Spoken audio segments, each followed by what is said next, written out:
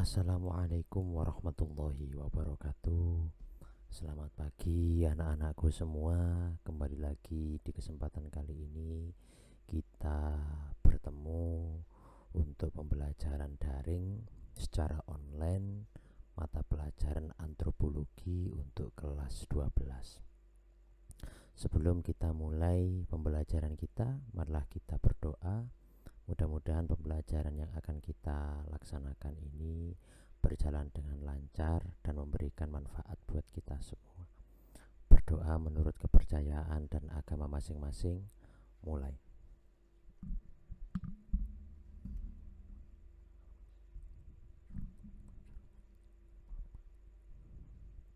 Selesai. Terima kasih atas doanya. Di kesempatan kali ini, seperti biasanya, kita akan melanjutkan pembahasan materi tentang perubahan sosial dan budaya, melanjutkan materi-materi yang kemarin, di mana kemarin kita sudah membahas tentang bagaimana jenis-jenis perubahan sosial budaya, dan di kesempatan kali ini kita akan membahas tentang bagaimana sih hubungan antara perubahan sosial dan perubahan kebudayaan. Nah, jadi perubahan sosial dan perubahan kebudayaan itu sangat erat hubungan dan kaitannya. Keduanya ini pasti akan selalu terjadi seiring dan bersama. Nah, teori-teori mengenai perubahan masyarakat sering mempersoalkan perbedaan antara perubahan sosial dengan perubahan kebudayaan. Padahal biasanya perubahan-perubahan itu saling mempengaruhi satu dengan yang lain. Jadi bila mana terjadi perubahan sosial, secara otomatis perubahan kebudayaan pun juga akan bisa terjadi. Nah, di sini ada seorang antropolog bernama Kingsley Davis. Ia berpendapat bahwa perubahan sosial itu merupakan bagian dari perubahan kebudayaan. Nah, jika kita melihat dari pendapatnya Kingsley Davis bahwa perubahan sosial itu adalah bagian dari perubahan kebudayaan, maka keduanya ini pasti selalu berhubungan. Maka jika memang terjadi suatu perubahan dalam tatanan kehidupan sosial, otomatis tatanan kultur dan budaya masyarakat juga akan berubah. Menurut antropolog selanjutnya, yaitu adalah E.B. Taylor, mengatakan bahwa kebudayaan merupakan suatu kompleks yang mencakup pengetahuan, kepercayaan, kesenian, moral, hukum, adat istiadat, serta kemampuan serta kebiasaan manusia sebagai warga masyarakat. Maka perubahan-perubahan kebudayaan adalah setiap perubahan dari unsur-unsur tersebut. Jadi jika Taylor itu mengamati unsur-unsur kebudayaan yang mencakup pengetahuan, kepercayaan, dan yang lain sebagainya itu, bila mana terjadi sebuah perubahan di dalamnya, entah macam dan model apapun bentuknya, maka unsur-unsur tersebut juga mengalami perubahan. Dan unsur-unsur yang disebutkan Taylor tadi juga sama dengan unsur-unsur suatu kondisi sosial di dalam masyarakat. Maka jika misalkan saja kepercayaan masyarakat ini berubah, maka suatu kondisi sosial di dalam masyarakat itu pun juga berubah. Begitu pula dengan hukum ataupun juga moral dan adat istiadat masyarakat. Nah, jadi ciri-ciri dan karakteristiknya hampir sama. Nah, di sini ada beberapa karakteristik ciri-ciri tertentu yang memang menandakan adanya hubungan di antara keduanya. Yang pertama, proses perubahan itu bisa diketahui jika masyarakat ini selalu berkembang. Ya, tidak mungkin suatu masyarakat atau warga yang memang tinggal di suatu daerah itu stagnan dan tidak mengalami perubahan. Bahkan perkembangannya pasti akan cepat bentuk perubahan yang terjadi, karena selalu mengikuti dengan perkembangan zaman. Ini disebut sebagai, istilahnya adalah dinamis. Nah, yang kedua, perubahan yang terjadi pada lembaga kemasyarakatan tertentu akan diikuti dengan perubahan pada lembaga sosial lainnya. Misalkan saja ada perubahan yang ada di salah satu lembaga perekonomian, maka juga akan mempengaruhi lembaga yang lain seperti juga lembaga keuangan. Nah, jadi keduanya saling berhubungan. Misalkan di tempat suatu daerah itu banknya tiba-tiba tutup, maka transaksi keuangan di suatu wilayah tersebut juga akan susah untuk dilakukan. Mau menabung, mau menyimpan, mau mengajukan kredit. Nah, ini lembaga ekonomi berubah, maka lembaga keuangan juga ikut berubah. Nah, contoh yang ketiga, perubahan-perubahan sosial yang cepat biasanya mengakibatkan disorganisasi yang bersifat sementara karena berada pada proses penyesuaian diri. Nah, ini contoh misalkan apa yang disebut dengan disorganisasi. Disorganisasi itu adanya suatu kondisi di mana masih belum bisa menyesuaikan dengan keadaan. Makanya terjadi suatu ketidakfungsian unsur, ya, baik secara pribadi ataupun secara umum, publik, ya. Nah, di sini saya bisa mencontohkan, misalkan ada suatu kebiasaan baru yang mungkin kita alami waktu dulu kamu masih sekolah menengah pertama, levelnya masih SMP, terus masuk di level SMA. Butuh waktu penyesuaian diri sehingga membutuhkan proses yang namanya MPLS, masa pengenalan lingkungan sekolah baru. Dari kebiasaan-kebiasaanmu belajar yang masih levelnya SMP ke SMA, itu pun juga membutuhkan waktu yang lama. SMP mungkin kita belajarnya masih bisa dibantu oleh guru, sedangkan SMA lebih menuntut kita untuk belajar mandiri. Guru fungsinya hanya sebagai fasilitator belajar.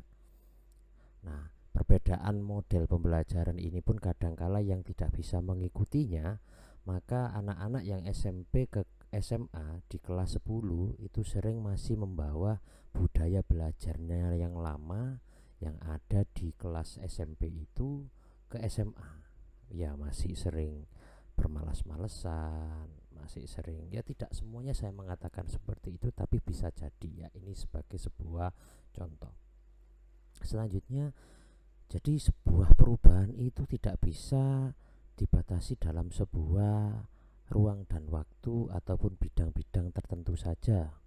Jadi perubahan itu akan ada pada semua lini, semua bidang, karena pasti ada hubungan yang sangat erat di antara semuanya.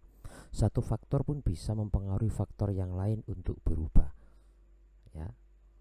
Misalkan saja kalau terjadi perubahan, kita sekarang sedang pandemi COVID-19. Pembelajaran kita modelnya seperti ini gara-gara COVID, ya.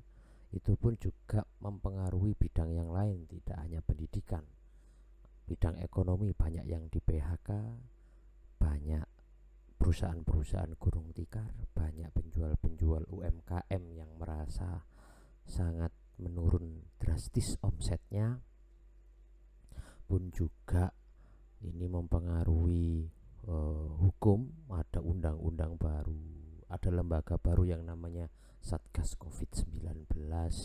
Nah, semua contoh-contoh itu merupakan bentuk dari perubahan yang memang kondisinya tidak bisa dibatasi dalam suatu bidang saja. Terjadi satu perubahan di suatu unsur atau bidang, maka pasti akan mempengaruhi bidang-bidang yang lain. Oke. Nah, kita sekarang masuk di submateri selanjutnya, yaitu tentang perubahan budaya. Sebelum kita masuk, kita harus kenal dulu apa sih perubahan budaya itu. Jadi perubahan budaya ini adalah suatu kondisi yang memang bisa kita amati dalam social change dan cultural change. Nah, jadi perubahan budaya ini lebih mempengaruhi pada perubahan dalam segi struktur sosial dan hubungan sosial masyarakat. Nah, kalau perubahan budaya yang sesungguhnya itu lebih pada bagaimana perubahan-perubahan yang memang menjadi hasil kebudayaan masyarakat ya. Kalau sosial itu lebih pada struktur sosial dan hubungan sosial, tapi kalau perubahan budaya ini pada hasil-hasil bentuk dari kebudayaan yang dihasilkan oleh manusia ketika manusia itu melakukan interaksi sosial. Nah, di sini kalau misalkan perubahan sosial bisa kita amati pada misalkan perubahan dalam segi kelompok usia, tingkat pendidikan, kelahiran penduduk, penurunan kadar rasa kekeluargaan. Ada perpindahan di masyarakat dari desa ke kota, ya, dan yang lain sebagainya. Tapi kalau perubahan budaya ini bisa kita amati misalkan teknologi, kesenian, ditemukan kesenian baru, terus juga model pakaian, terus ada perubahan sistem-sistem kekerabatan dan kekeluargaan ya. Terus juga ada perubahan dalam ya hasil-hasil kebudayaan di setiap suku bangsa. Nah, itu adalah bagian dari perubahan budaya. Walaupun keduanya ini memiliki fokus yang berbeda, namun pada dasarnya keduanya saling mempengaruhi, saling menjadi faktor perubahan yang ada. Nah, ketika manusia mengalami perubahan, maka masyarakat juga pasti akan mengalami perubahan, karena pada dasarnya manusia itu akan selalu berubah seiring dengan waktu, mengikuti perkembangan zaman untuk membangun peradaban yang semakin maju ya. Nah, inilah yang disebut sebagai dinamika. Jadi masyarakat itu memang selalu dinamis, tidak statis ya. Masyarakat akan berkembang seiring dengan zamannya. Nah, di sini ada beberapa hal yang memang memperfaktori bisa berubahnya masyarakat. Contoh misalkan nilai-nilai sosial, norma-norma sosial, pola perilaku masyarakat, lembaga-lembaga sosial masyarakat yang berubah. Nah, jika semua unsur-unsur tersebut berubah, otomatis masyarakat juga ikut berubah, sehingga baik struktur sosial maupun struktur kebudayaan masyarakat juga pasti ikut berubah. Lah, kadangkala yang memang tidak mampu menyesuaikan atau yang tidak mampu beradaptasi dengan perubahan, maka ini biasanya mengalami yang namanya cultural shock atau bisa mengalami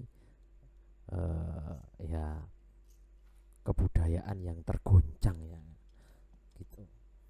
Nah, di sini ada Kingsley Davis McIver yang ada dalam bukunya Suryono Sukanto mengatakan bahwa perubahan sosial itu diartikan sebagai perubahan-perubahan yang terjadi di dalam struktur dan fungsi masyarakat.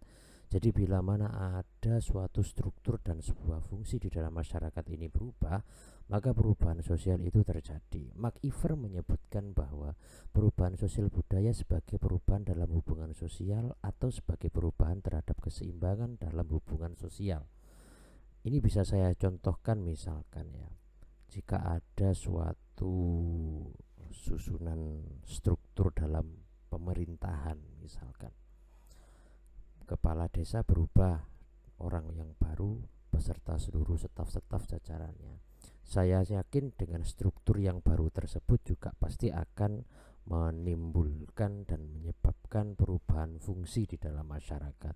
Mungkin yang dulu dirasa dan dianggap pekerjaannya masih belum profesional sehingga untuk melayani segala macam kebutuhan masyarakat di desa masih belum bisa optimal. Tapi dengan adanya kepemimpinan kepala desa yang baru, seorang pimpinan tertinggi di desa beserta seluruh staf-stafnya, maka itu menyebabkan perubahan melayani masyarakat dengan lebih optimal. Nah, perubahan yang terjadi ini selalu saling mempengaruhi. Jika strukturnya berubah, fungsi juga berubah. Ya, ini tidak hanya saya contohkan dalam sebuah pemerintahan, dalam sebuah perusahaan misalkan pun sama. Direktur berubah atau ganti, staf-staf kepala-kepala bagiannya juga ganti. Ini juga akan menyebabkan suatu perubahan. Mungkin yang dulu sudah dianggap baik ya oleh perusahaan tersebut, kinerjanya profesional, hasil produksi perusahaan itu besar, tapi setelah diganti orang-orang yang baru ya, karena mungkin ada sistem outsourcing dan yang lain sebagainya, maka malah kinerja perusahaan menurun. Nah, ini terjadi perubahan. Pengamatan-pengamatan yang bisa kita lakukan itu, dan kita bisa menganalisisnya dalam konsep yang disebut sebagai perubahan sosial budaya. Nah, ada beberapa hal yang memang menjadi faktor budaya, sosial dan budaya ini bisa berubah ya. Jadi yang pertama ada faktor internal. Ya, jika kita mengamati secara luas masyarakat di suatu daerah, ini ada yang namanya penduduk. Mengapa penduduk ini mempengaruhi perkembangan sosial budaya? Ya, karena bertambah atau berkurangnya penduduk itu bisa menyebabkan perubahan sosial budaya di dalam masyarakat tersebut. Misalkan saja terjadi yang namanya urbanisasi. Urbanisasi itu adalah suatu kondisi di mana orang dari desa berbondong-bondong untuk berangkat ke kota dengan berbagai macam faktor dan alasan, seperti mencari pekerjaan atau memang menimba ilmu pendidikan ya. Banyak universitas-universitas yang didirikan di kota-kota besar. Nah, itulah mengapa di beberapa kota-kota besar itu terjadi kepadatan dan ledakan penduduk. Sebab apa? Banyak masyarakat yang dari desa ingin mencari penghidupan yang layak dari bekerja di kota, dan juga banyaknya sekali anak-anak, para mahasiswa ya, yang di situ posisinya berbondong-bondong datang ke kota untuk menimba ilmu. Ribuan bahkan ratusan ribu orang yang biasanya itu memang melakukan urbanisasi. Nah, ini yang akhirnya menyebabkan sebuah perubahan sosial dan budaya dari desa ke kota akhirnya terjadi. Sama juga misalkan orang yang di sini dicontohkan ada TKI, ada TKW. Nah, jadi orang-orang yang memang melakukan migrasi ya, orang-orang yang melakukan migrasi tersebut untuk bekerja di luar negeri, ini juga akan mengakibatkan adanya sistem yang berubah dalam masyarakat kita. Nah, ini budaya dari daerah asal pasti akan berbeda jauh dengan budaya di tempat yang baru.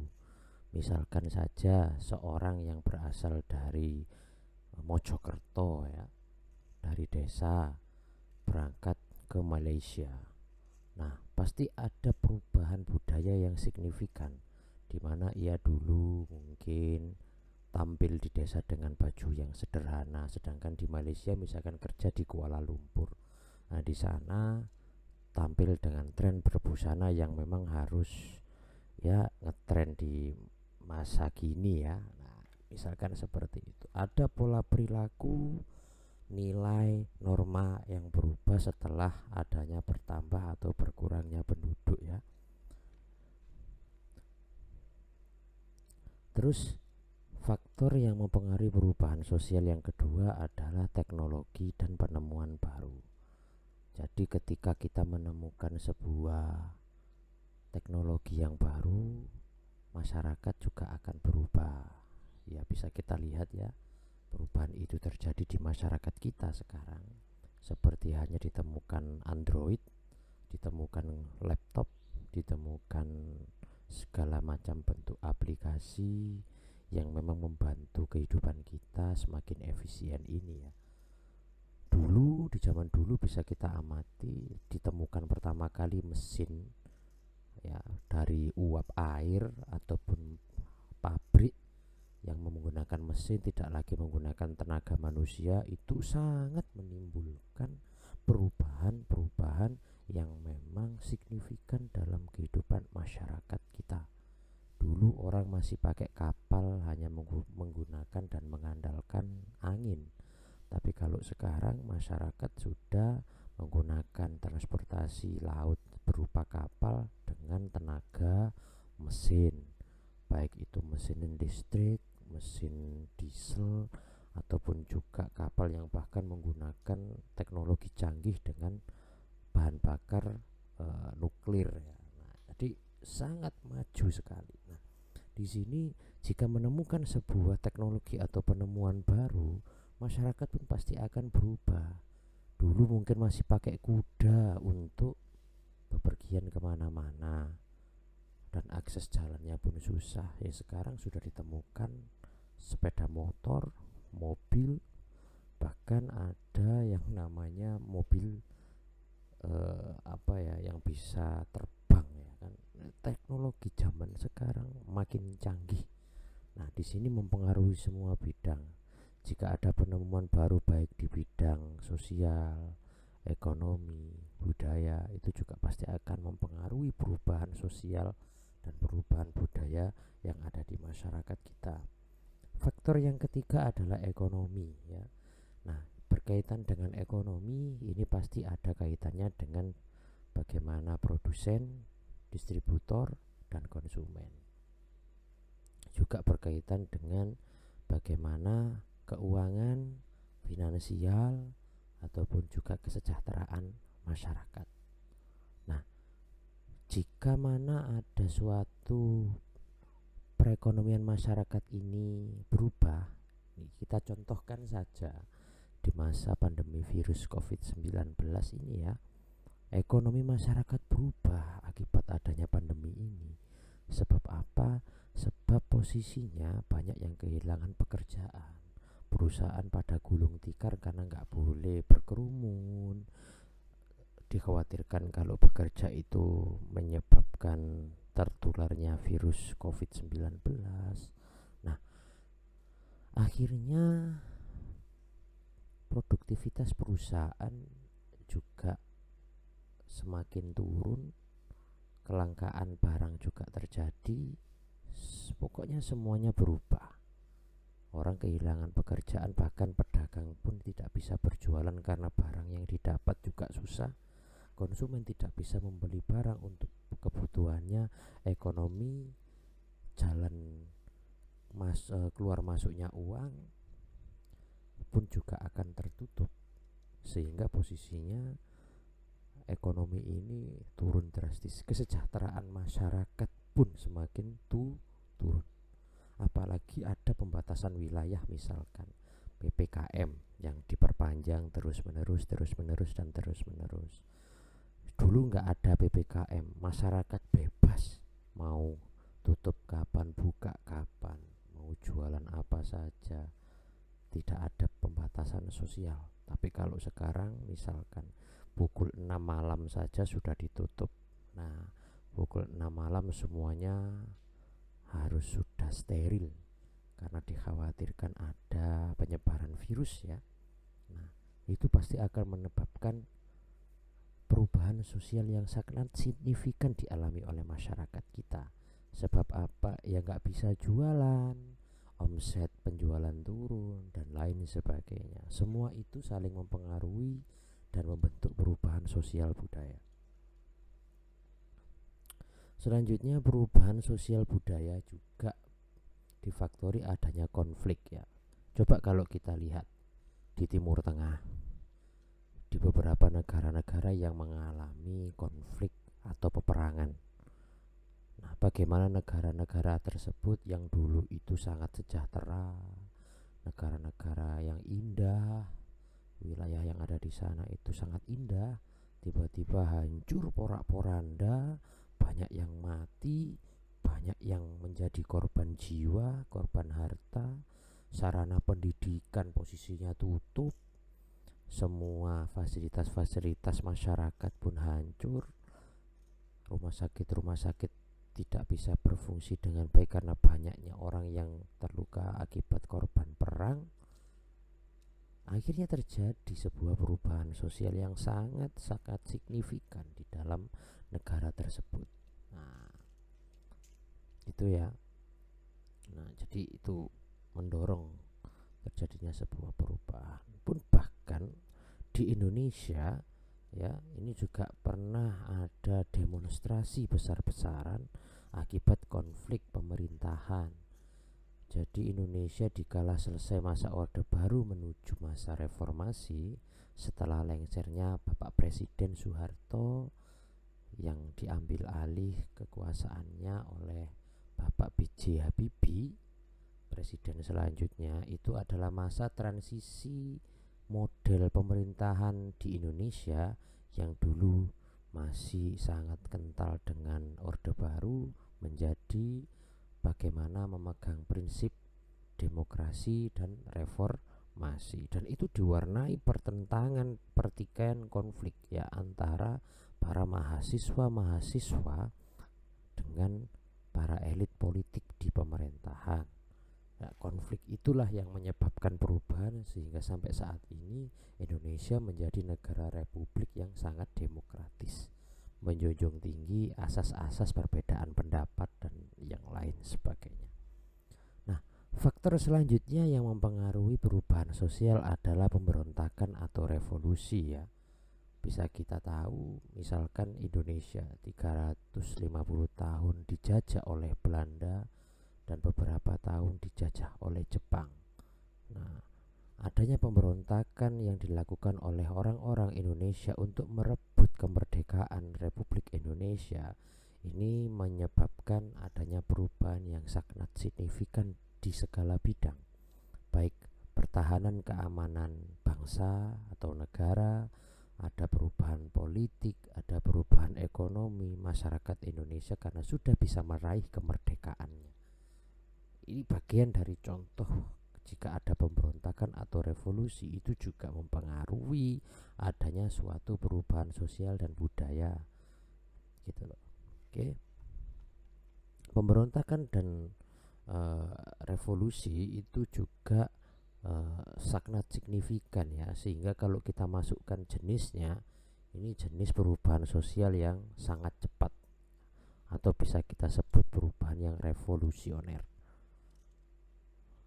Nah, selanjutnya adalah faktor eksternal, faktor yang memang mempengaruhi perubahan sosial budaya dari luar ya, dari luar.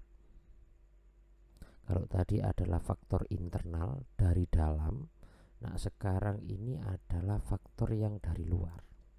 Nah, perubahan sosial budaya itu bisa terjadi dipengaruhi oleh dua bentuk. Yang pertama adalah alam, yang kedua adalah pengaruh kebudayaan masyarakat lain. Yang dimaksud alam yang bisa mempengaruhi perubahan sosial budaya ini begini: jika terjadi suatu bencana alam, baik itu banjir, tsunami, gunung meletus, gempa bumi, mengakibatkan adanya korban jiwa, korban harta benda, korban semuanya, itu menyebabkan masyarakat juga mengalami perubahan. Mungkin misalkan bisa kita amati tsunami di Aceh, gempa bumi di Yogyakarta, letusan gunung berapi di Kelut. Nah, semua itu mempengaruhi. Dulu yang bisa bekerja dengan normal akhirnya tidak dapat bekerja karena kehilangan pekerjaannya. Dulu yang bisa merawat ternak dan juga berladang di sawah akhirnya juga tidak dapat merawat ternak dan bercocok tanam di ladangnya karena kerusakan lahan akibat gempa dan gunung meletus. Masyarakat mengungsi, bahkan ada dan terjadi korban jiwa. Semuanya berubah akibat suatu hal yang tidak dapat diprediksi, kan di luar dari jangkauan kita. Kalau misalkan terjadi sebuah gempa bumi atau yang bisa kita sebut bencana alam itu.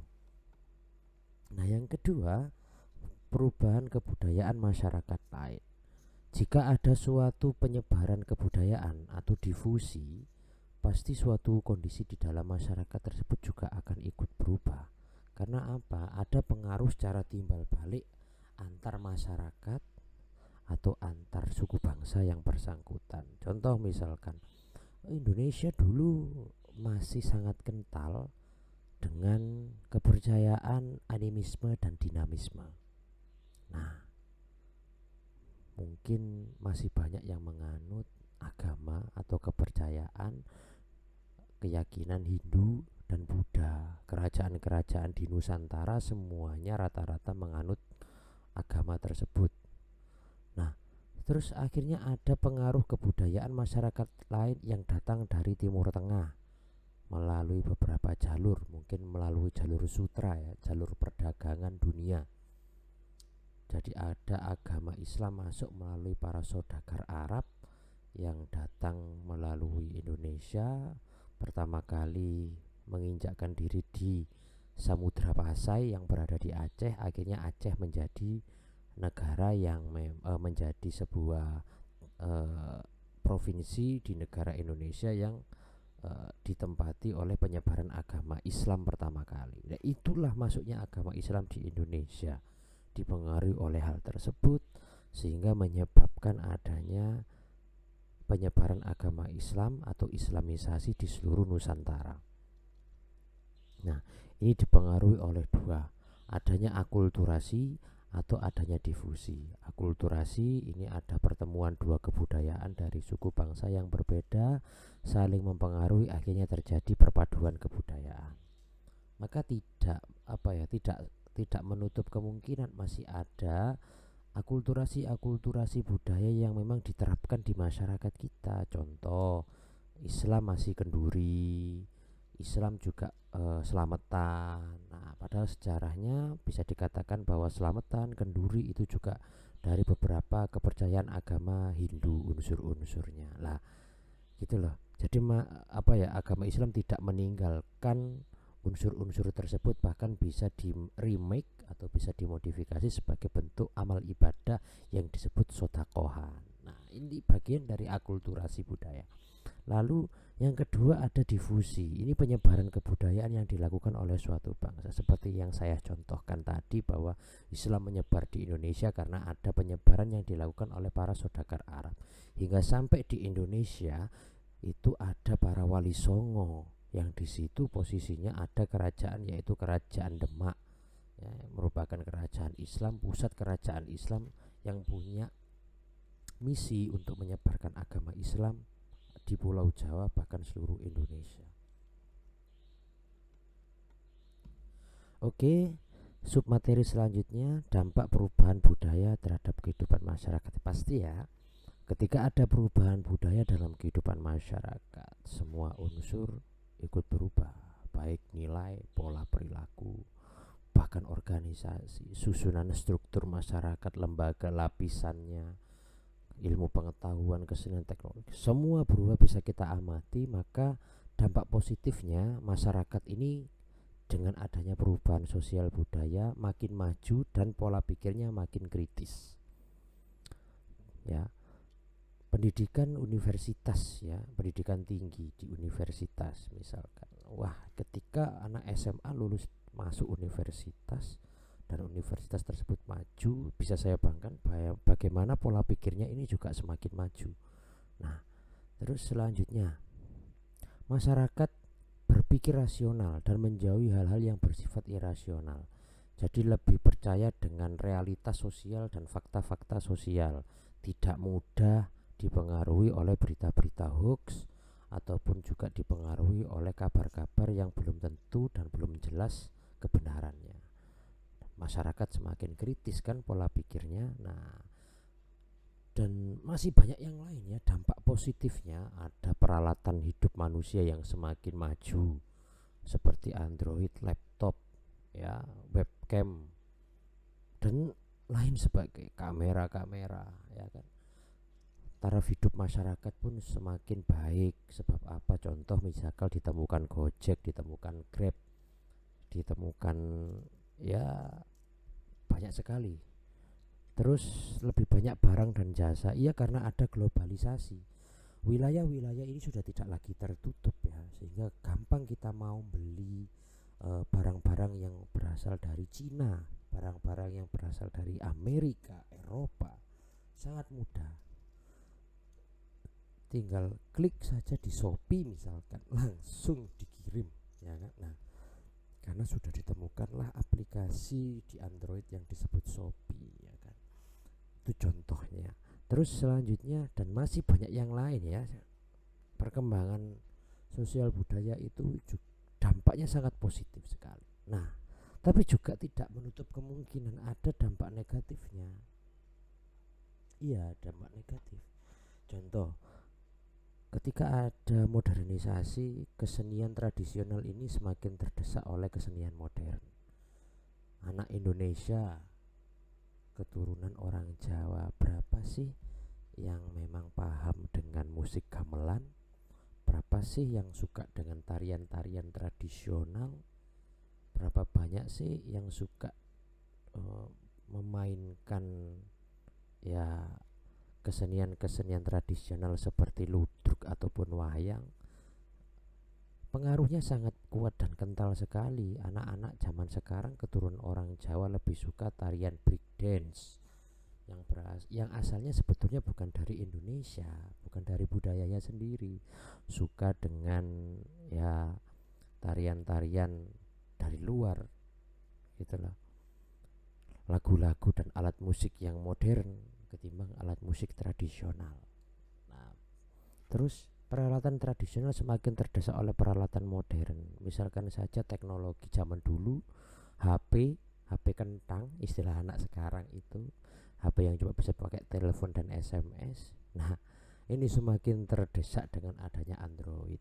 Ya, maka bisa kita amati gimana perusahaan Nokia itu ataupun perusahaan BlackBerry itu gulung tikar karena adanya perusahaan Android seperti Oppo, Vivo, Samsung yang selalu mengikuti perkembangan zaman. Nah, terus kerja fisik manusia semakin berkurang karena diganti dengan mesin. Gara-gara adanya revolusi industri di Inggris waktu dulu, di zaman itu, berapa banyak juta penduduk yang kehilangan pekerjaan. Ini terjadi sampai sekarang. Bagaimana dengan tenaga manusia di pabrik-pabrik yang diganti dengan mesin, akhirnya pekerjaan manusia ini semakin terbatas. Nah, disitulah akhirnya kesejahteraan manusia juga makin berkurang. Dan masih banyak lagi contoh-contoh dampak negatif dari perubahan sosial yang ada. Nah, dinamika kebudayaan itu pasti akan selalu terjadi, dan itu memang diinginkan, diharapkan, juga memang diwujudkan oleh masyarakat itu sendiri. Maka biasanya perubahan sosial masyarakat, perubahan sosial budaya itu akan terjadi. Ada yang memang mendukung, pro, dan ada yang memang tidak mendukung. Yang pro menginginkan adanya perubahan karena mungkin dengan adanya perubahan akan dapat memperbaiki taraf hidup dan kesejahteraan. Dan yang menolak perubahan kadangkala adalah orang-orang yang memang ingin mempertahankan status quo ataupun orang-orang yang ingin tetap berada pada kekuasaannya. Nah, biasanya seperti itu. Nah, gejala melemahnya nilai-nilai tradisional. Jadi dengan adanya perubahan sosial budaya, nilai-nilai tradisional di masyarakat kita ini juga semakin memudar. Menurut J.W. Ajawaila, budaya tradisional adalah ciri khas budaya sebuah kelompok masyarakat lokal. Akan tetapi tidak mudah untuk merumuskan atau mendefinisikan konsep budaya lokal. Nah, budaya lokal itu apa sih? Budaya lokal itu adalah budaya tradisional khas yang diwariskan secara turun-temurun oleh nenek moyang kepada orang tua sampai kepada kita sebagai anak-anak generasi penerusnya. Itu adalah budaya lokal, dan budaya lokal itu adalah ciri khas, identitas yang memang menjadi pembeda kita sebagai suku bangsa satu dengan suku bangsa yang lainnya. Itu adalah budaya lokal. Misalkan saja bahasa, kita bisa berbahasa Jawa, pasti beda dengan bahasa Madura, pasti beda dengan bahasa Sunda. Kita bisa berbahasa Jawa, ini merupakan bagian dari budaya lokal, ya. Pun sama, misalkan sistem pengetahuan budaya Jawa dengan budaya-budaya suku bangsa yang lain berbeda. Orang Jawa mungkin karo dikatakan laki-laki itu sangat menjunjung tinggi adat istiadat Jawa, perempuan pun begitu. Nah, itu pasti ya. Nah, oke, terus contoh-contoh yang lain mungkin juga di organisasi sosial, teknologi dan yang lain sebagainya. Menurut Irwan Abdullah, kebudayaan hampir selalu terikat pada batas-batas fisik dan geografis yang jelas. Misalkan budaya Jawa merujuk pada suatu tradisi yang berkembang di Pulau Jawa. Oleh karena itu, batas geografis telah dijadikan landasan untuk merumuskan definisi suatu kebudayaan lokal. Jadi kebudayaan lokal itu punya suatu tempat, ya, punya suatu tempat di mana pada masyarakat tertentu di tempat-tempat tersebut budaya lokal ini berkembang sangat pesat sekali. Nah, ini ya, nanti bisa dibaca sendiri semuanya. Jadi pada intinya di Indonesia itu ada berbagai macam lembaga-lembaga, ya. Misalkan ini ada budaya, contoh saja misalkan di Pulau Jawa itu ada yang disebut desa, Gampong itu di Aceh, Huta di Tapanuli, Banjar di Bali, Nagari di Sumatera, Betang di Kalimantan. Penyebutan tentang lembaga masyarakat tradisional ini, ya, itu dari satu daerah di daerah yang lain berbeda-beda lah. Karena adanya perubahan sosial budaya, semuanya itu luntur seiring dengan berjalannya waktu. Nah, di sini ya bisa mungkin nanti dibaca bahwa ada pendukung keanekaragaman budaya tradisional di Indonesia, ya. Indonesia itu sangat luas. Yang pertama, terdiri dari berbagai macam pulau, pun pulau yang memang negara kepulauan yang terletak di antara dua samudra dan dua benua. Terus aneka penduduk Indonesia ini ragam bentuk dan macamnya, budayanya, bahasanya, juga budaya masyarakat tradisional Indonesia itu sangat multikultural. Nah, ini yang menjadi pendukung masyarakat kita sangat Bhinneka Tunggal Ika, ya. Oke, jadi itu yang bisa kita bahas di pertemuan kali ini. Jadi karena adanya perubahan sosial budaya, perkembangan masyarakat ini juga akan berubah. Nilai-nilai tradisional juga bisa meluntur, nilai-nilai tradisional juga bisa semakin memudar. Oke, bila mana dari apa yang memang sudah saya sampaikan semuanya tadi ada yang ingin ditanyakan, monggo nanti bisa langsung menyampaikan di kolom komentar, ya. Bila mana yang mau bertanya pasti saya tambah nilai poin dan langsung akan saya jawab pertanyaannya di Google Classroom. Jangan lupa absen. Semoga tetap sehat semuanya. Selamat belajar. Pak Sofi pamit undur diri. Terima kasih banyak sudah menyimak pembelajaran online kali ini. Wassalamualaikum warahmatullahi wabarakatuh.